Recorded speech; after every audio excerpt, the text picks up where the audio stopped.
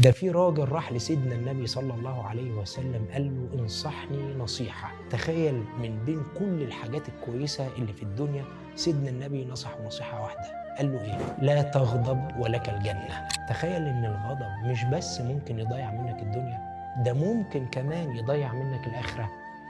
وعامل الناس باللين اللي ربنا سبحانه وتعالى قال فيه لرسوله الكريم فبما رحمة من الله لنت لهم ولو كنت فظا غليظ القلب لانفضوا من حولك. اللين رحمة، وكل هين لين ربنا سبحانه وتعالى حرم جسده على النار. الأمور اللي تعدي عديها، اللي تقدر تسامح فيها سامح، الحق اللي تقدر تتنازل عنه وانت قوي وتقدر تاخده اتنازل عنه لله. اللي يعتذر لك اقبل اعتذاره عشان تسيب له الباب مفتوح يرجع لك تاني.